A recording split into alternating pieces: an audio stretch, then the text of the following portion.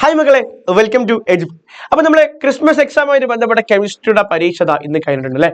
അപ്പോൾ പല കുട്ടികൾക്കും പല പല പ്രശ്നങ്ങളും കാര്യങ്ങളൊക്കെ ഉണ്ട്. അത്യാവശ്യം ഭയങ്കര സ്റ്റാൻഡേർഡ് ക്വസ്റ്റ്യൻസ് തന്നെ ആയിരുന്നു.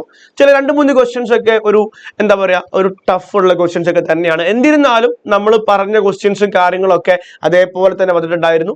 നിങ്ങൾക്ക് A+ അല്ലെങ്കിൽ ഫുൾ മാർക്ക് അടിക്കാനുള്ള ക്വസ്റ്റ്യൻസും കാര്യങ്ങളൊക്കെ നമ്മൾ ലൈവ് ഡിസ്കസ് ചെയ്ത കാര്യങ്ങളൊക്കെ അതുപോലെ തന്നെ ഉണ്ടായിരുന്നു.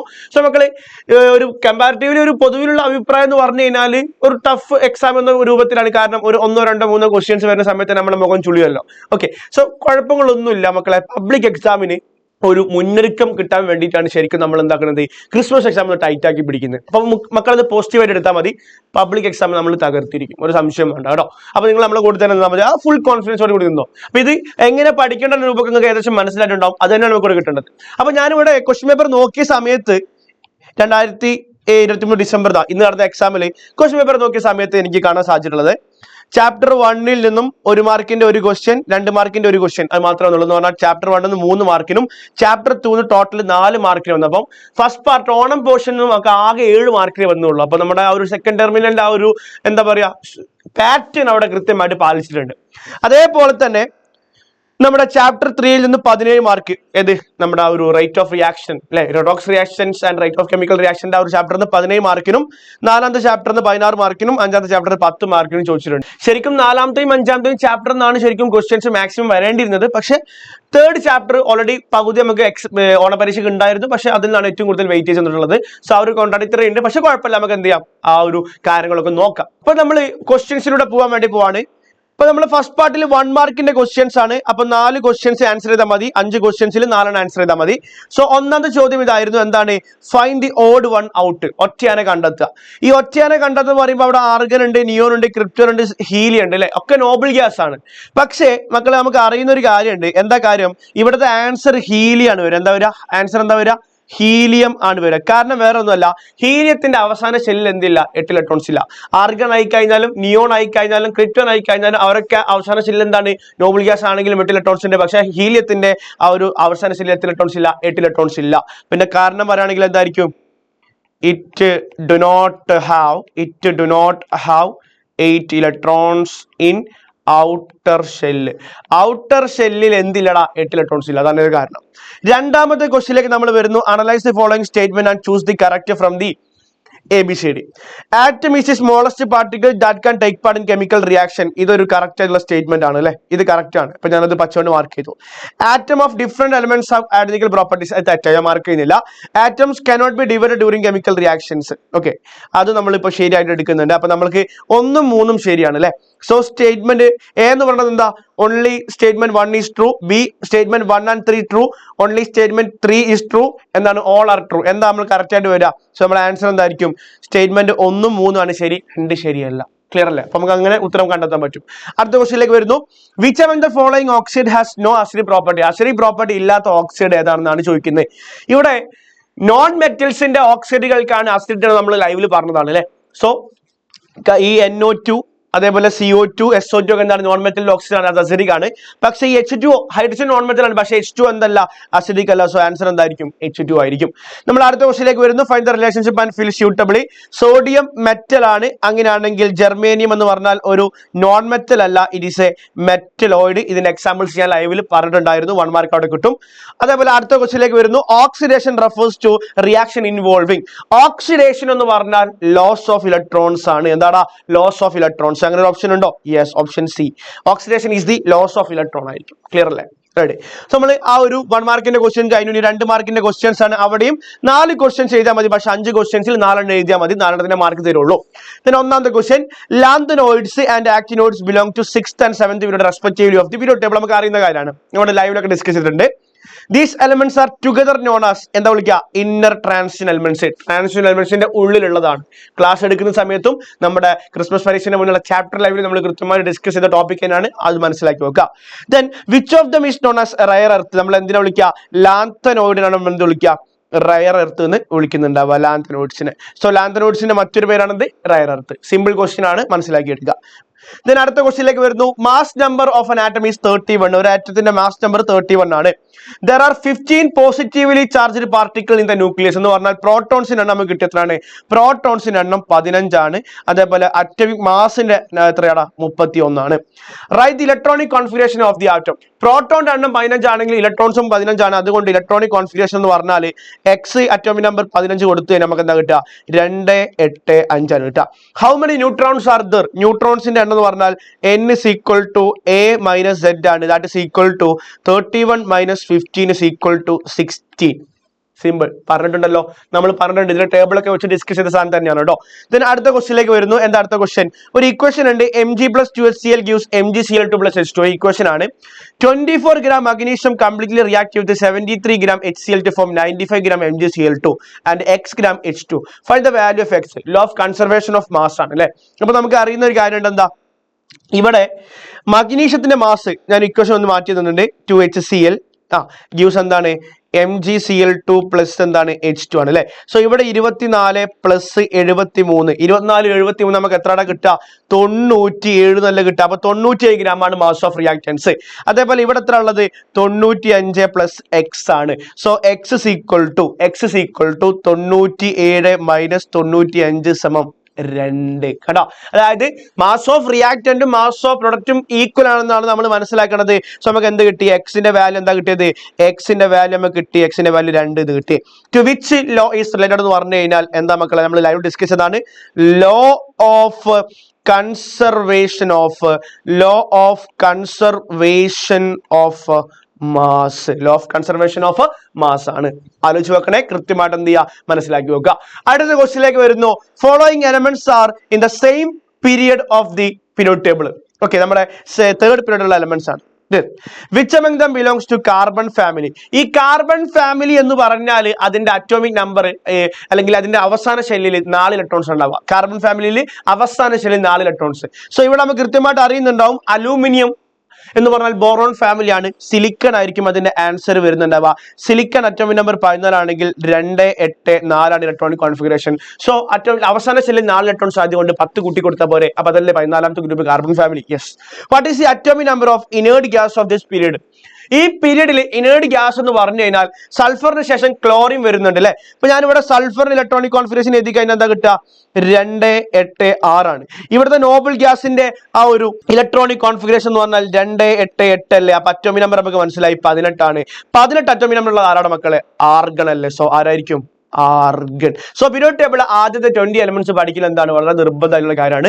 സോ ഈ ക്വസ്റ്റ്യൻ ഒരു ലെവൽ ക്വസ്റ്റ്യൻ തന്നെയാണ്. സോ മക്കളെ ബുദ്ധി ഉപയോഗിച്ച് കാര്യങ്ങൾ എന്താ ചെയ്യുക? ഇതുപോലത്തെ ക്വസ്റ്റ്യൻ ഒക്കെ നമ്മൾ ഓൾറെഡി ചെയ്തിട്ടുണ്ട്. ഓക്കെ, നമ്മുടെ അടുത്ത ക്വസ്റ്റ്യനിലേക്ക് വരുന്നു. The following equation show ionisation of sulphuric acid. നമ്മൾ സൾഫ്യൂരിക് ആസിഡിന്റെ അയോണൈസേഷൻ ഒക്കെ നമ്മൾ കൃത്യമായിട്ട് പറഞ്ഞിട്ടുണ്ടായിരുന്നു. അപ്പൊ അവിടെ ചോദിക്കുന്നുണ്ട് H2SO4 എന്താണ്? H പ്ലസും X ആയിട്ട് മാറുന്നു. X വീണ്ടും H പ്ലസും Y ആയിട്ട് മാറുന്നു. Find X. എടാ H2SO4 നിന്നും H പ്ലസ് പോയാൽ പിന്നെ അവിടെ ആരാ ബാക്കി ഉണ്ടാവുക? അവിടെ ബാക്കി ഉണ്ടാവുക വളരെ സിമ്പിൾ അല്ലേ. H2SO4 ഒരു H പ്ലസ് പോയി. അപ്പൊ അവിടെ ബാക്കി ഉണ്ടാവുക X എന്ന് പറഞ്ഞു കഴിഞ്ഞാൽ HSO4 ആണ്. തീർന്നില്ല. H പ്ലസ് ആയിട്ട് പോയാൽ പിന്നെ അവിടെ ഒരു മൈനസ് ബാക്കി ഉണ്ടാവും. ദെൻ ആ HSO4 മൈനസിൽ നിന്നും H പ്ലസ് വീണ്ടും പോയാൽ പിന്നെ അവിടെ ആരാ ബാക്കി ഉണ്ടാവുക? SO4 മൈനസ് ബാക്കിയുണ്ട്. ഒരു H പ്ലസ് ആണ് പോയത്. സോ എന്തായിരിക്കും? 2 മൈനസ്. സോ X എന്ന് പറഞ്ഞാൽ HSO4 മൈനസ് ആണ്. Y എന്ന് പറഞ്ഞാൽ SO4 2 മൈനസ് ആണ്. രണ്ടാമത്തെ question, write the name of another acid having same basicity that of H2SO4. Basicity എന്താന്ന് ഞാൻ 100 വട്ടം പറഞ്ഞിട്ടുണ്ട്. ആ ഒരു ആസിഡിലുള്ള നമ്പർ ഓഫ് ഹൈഡ്രജൻ ആറ്റം അതാണ് എന്ത്? ബേസിറ്റി. സോ അതേ ബേസിറ്റി 2 ഹൈഡ്രജനുള്ള ഒരു 2 ആസിഡ്സ് പറയാൻ വേണ്ടിയിട്ടാണ്. അപ്പൊ എന്തായിരിക്കും നമ്മൾ കൊടുക്കുക? H2CO3 കൊടുക്കാൻ പറ്റൂലേ? H2SO3 കൊടുക്കാൻ പറ്റൂലേ? സോ ഇതുപോലത്തെ എക്സാമ്പിൾസ് ഒക്കെ എന്ത് ചെയ്യുക? കൊടുത്തു വെക്കുക. So that is the same ബേസിലുള്ള ആസിഡ് ആയിട്ട്. വലിയ ലെവൽ ക്വസ്റ്റ്യൻ ഒന്നല്ല, മനസ്സിലാക്കി വെക്കുക. അയോണൈസേഷനും അതേപോലെ ബേസിറ്റി ബന്ധപ്പെട്ട ചോദ്യങ്ങളാണ്. അടുത്ത കേസിലേക്ക് നമ്മൾ വരുമ്പോൾ 3 മാർക്കിന്റെ ക്വസ്റ്റ്യൻസ് ആണ്. ഇവിടെ 4 ആൻസർ ചെയ്താൽ മതി. പക്ഷെ 5 ക്വസ്റ്റ്യൻസ് ഉണ്ടായിരിക്കും. So first question, sodium oxide dissolve in water to form caustic soda. Sodium oxide എന്ന് പറഞ്ഞാൽ എന്താടാ? Na2O അല്ലടാ. Na2O എന്ന് പറഞ്ഞാൽ വാട്ടർ ഡിസോൾവ് നമുക്ക് എന്താ കിട്ടുക? NaOH കിട്ടും. എന്ത് കിട്ടും? NaOH കിട്ടും. Okay, so what is the chemical name of caustic soda? Caustic സോഡയുടെ കെമിക്കൽ നെയിം എന്താ മക്കളെ? NaOH ആണ്. Sodium hydroxide. കെമിക്കൽ നെയിം ആണ്. അപ്പം എന്താ കൊടുക്കുക, സോഡിയം NaOH എന്ന് പറയുമ്പോൾ സോഡിയം ഹൈഡ്രോക്സൈഡ് നമുക്ക് കൊടുക്കാൻ പറ്റും. അടുത്ത ക്വസ്റ്റ്യൻ എന്താ, what is the colour change observed when red litmus is dipped in caustic soda? എടാ മക്കൾ നമ്മൾ പഠിച്ചിട്ടുണ്ട് ബ്രസീൽ അല്ലേ, ബ്രസീൽ നമ്മൾ പഠിച്ചല്ലേടാ, ബ്രസീൽ എന്താ, ബ്ലൂ ലിറ്റ്മസ് റെഡ് ആയി മാറും ആരുടെ കേസിൽ, ആസിഡിന്റെ കേസിൽ. അപ്പൊ ബേസിന്റെ കേസിൽ റെഡ് ലിറ്റ്മസ് എന്തായിട്ട് മാറും, ബ്ലൂ ആയിട്ട് മാറും. എന്തിന്റെ കേസിൽ, ബേസിന്റെ കേസിൽ. ഇവിടെ NaOH ഒരു ബേസ് അല്ലേ, OH- ഉള്ളത് കൊണ്ട് അതുകൊണ്ട് ഞാൻ പറയുന്നു ഇവിടെ എന്താ സംഭവിക്കുക, റെഡ് ലിറ്റ്മസ് എന്തായിട്ട് മാറും, റെഡ് ലിറ്റ്മസ് ബ്ലൂ ആയിട്ട് മാറുന്നുണ്ട്. സോ നമുക്കൊരു കാര്യം മനസ്സിലായി, എന്താണ്, NaOH is A base. NaOH എന്താണ്, ഒരു ബേസ് ആണ്. സെറ്റാണ്. സോ അടുത്ത ക്വസ്റ്റ്യനിലേക്ക് വരുന്നു, എന്താണ് അയോണൈസേഷൻ എനർജി. ഇതാണ് നിങ്ങൾക്ക് ഒരു കറക്റ്റ് ക്വസ്റ്റ്യൻ ഉണ്ടായിരിക്കുക, ആ വാല്യൂസ് കണ്ട് ഞെട്ടിപ്പോയിട്ടുണ്ടാവും. ഒരു ലെവൽ ക്വസ്റ്റ്യൻ ആണ്, ഹൈ സ്റ്റാൻഡേർഡ് ക്വസ്റ്റ്യൻ ആണ്. Energies of some elements of same period of the periodic table are given below. One of them is noble gas. Hint symbols are not really. Kilojoule per is the unit of ionization energy. Okay, ആദ്യമായിട്ടായിരിക്കും ഇങ്ങനെ values ഒക്കെ വെച്ച് question ചോദിച്ചിട്ടുണ്ടാവും. +1 കാണുന്ന ചോദ്യമാണ്. So എൻ്റെത് 525, ബിൻ്റെത് 2375, സിൻ്റെത് 1025, ഡിൻ്റെ എന്തായിരിക്കും 735. Which among them is A noble gas? എടാ ഈ നോബിൾ ഗ്യാസ് ഹൈലി സ്റ്റേബിൾ അല്ലേ, അയാളുടെ അയണൈസേഷൻ എനർജി നല്ലോണം കൂടുതലായിരിക്കൂലേ. ഒരു പീരീഡിൽ നമ്മൾ ലെഫ്റ്റിൽ നിന്നും റൈറ്റിലേക്ക് പോകുന്ന സമയത്ത് നമുക്ക് എന്താ സംഭവിക്കുക, അയോണൈസേഷൻ എനർജി കൂടും. നമ്മൾ പഠിച്ചിട്ടില്ലേ? So maximum ആയിരിക്കൂലേ. നോക്കടാ ഈ വാല്യൂസ് ഏതാണ് ഏറ്റവും മാക്സിമം, 2375 അല്ലേ. So which among these noble gas എന്ന് പറഞ്ഞാൽ എന്തായിരിക്കും, ബി അല്ലേടാ, ബി ആണ്. Then identify the high reactive metal. Highly reactive metal എന്ന് പറഞ്ഞാൽ അയോണൈസേഷൻ എനർജി എന്തായിരിക്കും, വളരെ കുറവായിരിക്കും. ഇവിടെ എന്താണ് ഞാൻ കൊടുക്കുന്നത്, കാരണം എന്താ, അയോണൈസേഷൻ എനർജി എന്തായിരിക്കും, മാക്സിമം ആയിരിക്കും. ഇനി ഇവിടെ ഏറ്റവും കുറവ് അയോണൈസേഷൻ എനർജി ആർക്കാ മക്കളെ, ഏറ്റവും കുറവ് അയോണൈസേഷൻ എനർജി ആർക്കാടാ, നമ്മുടെ എക്കല്ലേടാ. സോ ആരായിരിക്കും, എ. കാരണം എന്താ, അയോണൈസേഷൻ എനർജി മിനിമം, അതാണ് the highly reactive. Which among these highest atomic size, ഏറ്റവും അറ്റോമിക് സൈസ് ഉള്ള ആൾക്ക് അയോണൈസേഷൻ എനർജി വളരെ കുറവായിരിക്കും. അതിന് ആൻസർ തന്നെയാണ് എ. എന്തായിരിക്കും, അയോണൈസേഷൻ എനർജി മിനിമം. കണ്ടോ, ഇത്രയേ ഉള്ളൂ സാധനം. പക്ഷെ ആ കൺസെപ്റ്റ് വാല്യൂസ് കണ്ട് നമ്മൾ എന്ത് ചെയ്യും, ഞെട്ടും. ഈ ഒരു ക്വസ്റ്റ്യൻ കണ്ടിട്ടായിരിക്കും നിങ്ങൾ ടഫ് എന്നൊക്കെ പറഞ്ഞിട്ടുണ്ടാവുക. പക്ഷെ ഈ ക്വസ്റ്റ്യൻ ചെയ്ത് നോക്കുന്ന സമയത്ത് എന്താണ്, വളരെ സിമ്പിൾ ആണ്. ശരിക്കും ഇങ്ങനെ ഒരു ലെവലുള്ള ഒരു ക്വസ്റ്റ്യൻസ് ചോദിക്കാറൊന്നും ഇല്ലായിരുന്നു. പക്ഷെ നമ്മൾ എന്ത് ചെയ്യണം, എക്സ്പെക്ട് ചെയ്യണം. കാരണം ലെവൽ കൂട്ടി പഠിക്കുന്നതിനാണ് ഏറ്റവും ബെറ്റർ പരിപാടി. ക്ലിയർ അല്ലേ? അപ്പൊ നമ്മൾ അടുത്ത ക്വസ്റ്റ്യനിലേക്ക് വരുന്നുണ്ട്. ഇത് അവിടെ റിക്വസ്റ്റ് തന്നിട്ടുണ്ട്. ഇതുപോലത്തെ ഒരു ക്വസ്റ്റ്യൻ നമ്മൾ ചെയ്തിട്ടുണ്ടായിരുന്നു ലൈവില്. Find oxygen state of Fe in Fe. ഞാൻ പറഞ്ഞിട്ടുണ്ട് ഓക്സിജൻ കാണാൻ ചോദ്യം ഉണ്ടായിരിക്കുന്നുള്ളൂ അല്ലേ. സോ നമുക്ക് അറിയാം ക്ലോറിന്റെ ചാർജ് -1 അല്ലേ. ഇവിടെ ക്വസ്റ്റ്യൻ ഉണ്ട്, ഇവിടെ -1 ഉണ്ട്. സോ FeCl2 എന്ന് പറയുമ്പോൾ 2 ക്ലോറിൻ ഉണ്ടെങ്കിൽ അത് -2 ആയിരിക്കുമല്ലോ. അപ്പം അയൺ എന്തായിരിക്കും, +2. സോ അയണിന്റെ ചാർജ് എന്താടാ, +2 ആണ്. Is this redox reaction justify your answer? ഇവിടുത്തെ റിഡോക്സ് റിയാക്ഷൻ ആണോ ചോദിക്കുന്നുണ്ട്. കാരണം റിഡോക്സ് റിയാക്ഷൻ ആണ്. എന്താ ആൻസർ, യെസ്. എന്തുകൊണ്ടാന്ന് ചോദിച്ചു കഴിഞ്ഞാൽ Fe + 2HCl gives FeCl2 + H2 അല്ലേ മക്കളെ. ഒന്നുകൂടെ ശ്രദ്ധിക്കടാ, ഇയാൾക്ക് ചാർജ് ഉണ്ടോ, ഒറ്റയ്ക്ക് നിൽക്കുന്നൊന്നും ചാർജ് ഇല്ലല്ലോ, ഇല്ല.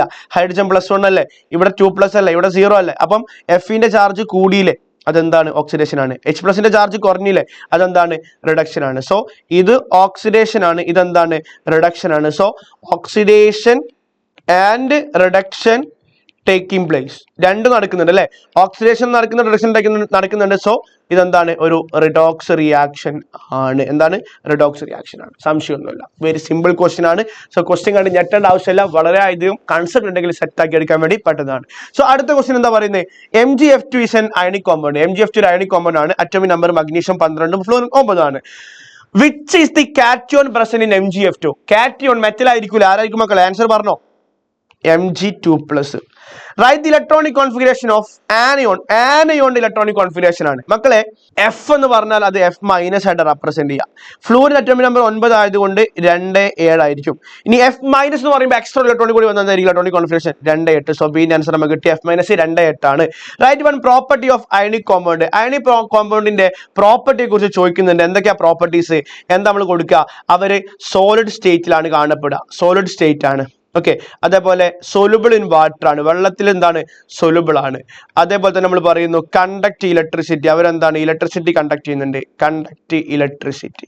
സോ ഇത്രയും കാര്യങ്ങളൊക്കെ എന്ത് ചെയ്യുക, ഒന്ന് അവിടെ പഠിച്ചു വെക്കുക. സോ വളരെയധികം ഇമ്പോർട്ടൻ്റ് ആയിട്ട് ഒരു കാര്യം കൂടി ഉണ്ട്, high melting point and boiling point എന്നൊക്കെ അവിടെ കൊടുക്കുക. അപ്പൊ ഈ 4 ഏതെങ്കിലും ഒന്ന് കൊടുത്താൽ മതി. സോ വളരെ സിമ്പിൾ ആണ്. ഈ പ്രോപ്പർട്ടീസ് ഞാൻ ലൈവിൽ പറഞ്ഞിട്ടുണ്ട് ഒരു ടേബിൾ ആയിട്ട്. ഓക്കെ, ചേരുമ്പോൾ ചേർക്കാൻ വേണ്ടി match the following. Okay, then അടുത്ത ക്വസ്റ്റിലേക്ക് നമ്മൾ വരുന്നുണ്ട്.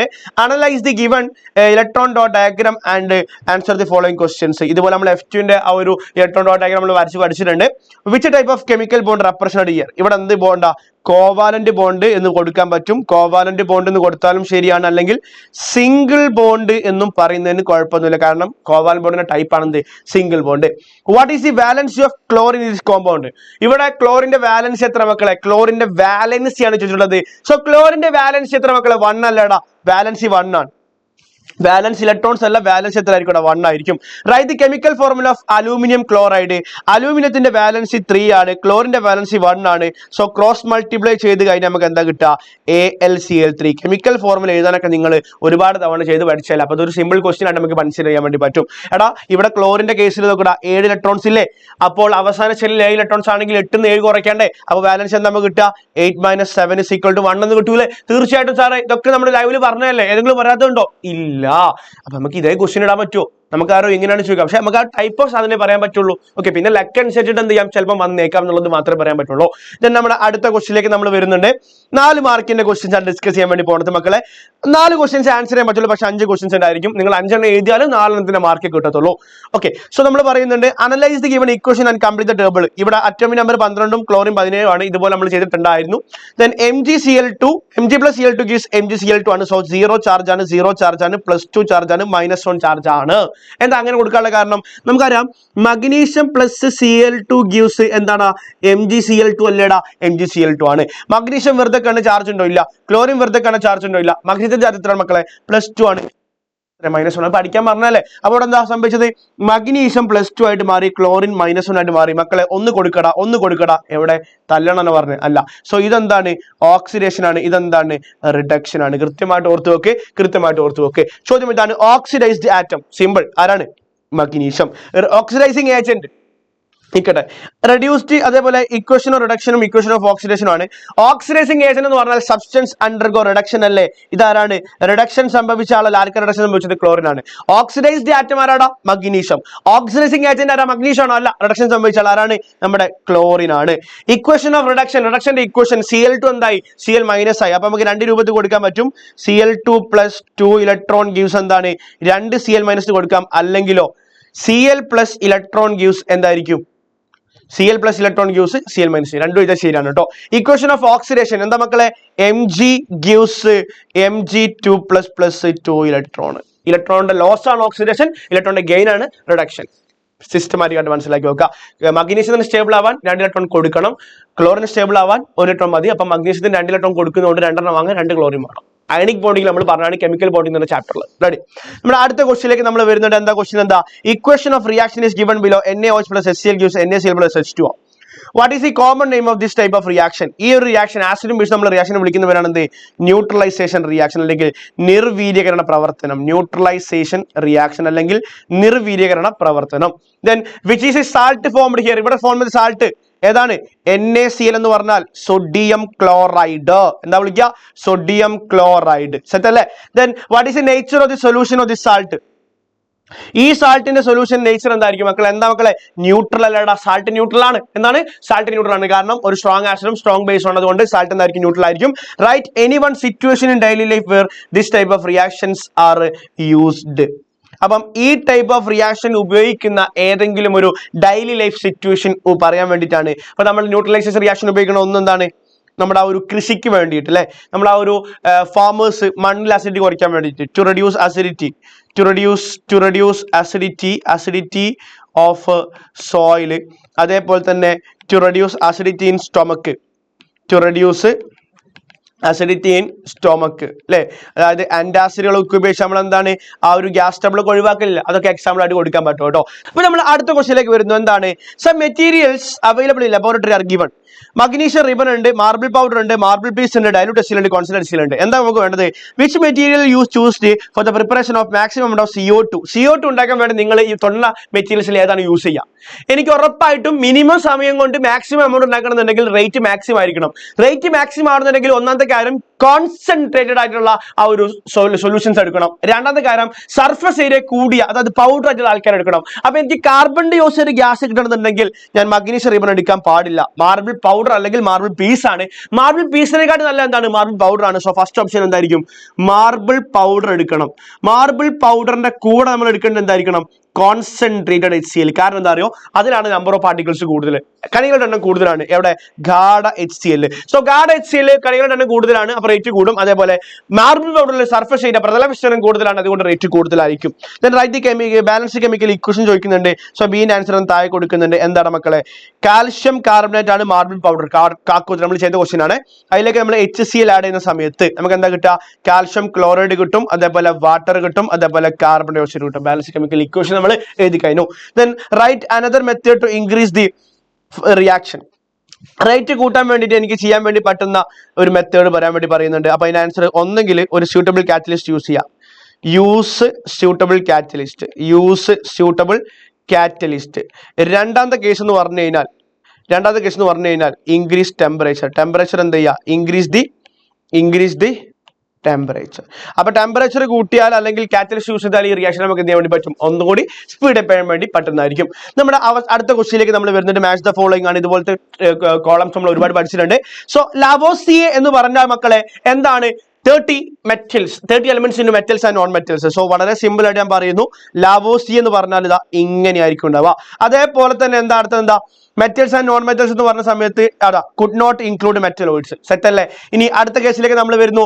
ഡോബെറിനർ എന്ന് പറഞ്ഞാൽ ട്രയാഡ്സ് ആണ്. എന്താണ്? ഗ്രൂപ്പ് ഓഫ് 3 എലമെന്റ്സ് ആണ്. അടുത്ത കേസിലേക്ക് വരുന്നു. മെന്റലീവ് എന്ന് പറഞ്ഞാൽ എന്തായിരിക്കും മക്കളെ? Increasing order of atomic mass അല്ലേ? എന്താണ് അവിടെ ഉള്ളത്? എന്തായിരിക്കും? Prediction of the elements and undiscovered elements ആണ്. ദെൻ അവസാനമായിട്ട് പറയുന്നു മോസ്ലി എന്ന് പറഞ്ഞാൽ എന്തായിരിക്കും?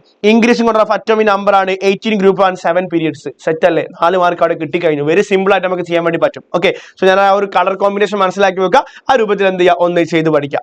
നമ്മുടെ അടുത്ത ക്വസ്റ്റിലേക്ക് വരുന്നത് അവസാനത്തെ ക്വസ്റ്റ്യൻ ആണ്, ലാസ്റ്റ് ക്വസ്റ്റ്യൻ ആണ്. എന്താ ലാസ്റ്റ് ക്വസ്റ്റ്യൻ പറയുന്നത്? there are 5 electrons in the M shell of an atom. M shell ഏതാ? M shell എന്ന് പറഞ്ഞാൽ KLM 5 ഇലക്ട്രോൺസ് ഉണ്ട്. അപ്പൊ ഇപ്പുറത്തെ 8 ആയിരിക്കും, ഇവിടെ 2 ആയിരിക്കും. ഇലക്ട്രോണിക് കോൺഫിഗറേഷൻ കിട്ടിക്കഴിഞ്ഞു. അതിന്റെ അറ്റോമിക് നമ്പർ കൂടി പറയുന്നു. എക്സിന്റെ അറ്റോമിക് നമ്പർ 15 ആണ്. To which group does this elements belongs? Okay, വളരെ സിമ്പിൾ ആണ്. അവസാന ഷെല്ലിൽ 5 ഇലക്ട്രോൺസ് ആയതുകൊണ്ട് ഗ്രൂപ്പ് എന്ന് പറഞ്ഞു കഴിഞ്ഞാൽ വളരെ സിമ്പിൾ ആയിട്ട് കിട്ടും. 5 + 10 = 15 ആയിരിക്കും. അതേപോലെ ചോദിക്കുന്നുണ്ട് to which period this elements included? 3 ഷെല്ലുകൾ ഉള്ളത് കൊണ്ട് നമ്മൾ പറയുന്നു പീരിയഡ് എന്ന് പറഞ്ഞാൽ എന്തായിരിക്കും മക്കളെ? പീരിയഡ് = 3 ആണ്. തേർഡ് പീരിയഡ് ആണ്. Then how many electrons are present? I mean how many elements are present in this period? Okay, ഇത് തേർഡ് പീരീഡ് ആണ് അല്ലേ? നമുക്ക് അറിയുന്ന ഒരു കാര്യമുണ്ട്. ഫസ്റ്റ് പീരീഡിൽ 2 എലമെന്റ്സ് മാത്രമേ ഉള്ളൂ. 2 എലമെന്റ്സ് ഹൈഡ്രജൻ ഹീലിയം. സെക്കൻഡ് പീരീഡിൽ 8 എലമെന്റ്സ് ഉണ്ട്. തേർഡ് പീരീഡിലും എത്ര എലമെന്റ്സ് ഉള്ളത്? 8 എലമെന്റ്സ് ഉണ്ട്. സോ സീൻ്റെ ആൻസർ എന്തായിരിക്കും? 8 എലമെന്റ്സ്. സോ പീരിയഡ് ടേബിൾ ചിത്രം മനസ്സിൽ വരണം. ഓക്കെ, ഫസ്റ്റിൽ ഹൈഡ്രജൻ ടു ഹീലിയം, രണ്ടാമത്തേൽ ലിഥിയം ടു നിയോൺ, മൂന്നാമത്തേൽ സോഡിയം ടു നമ്മുടെ ആർഗൺ ആണ്. 8 elements.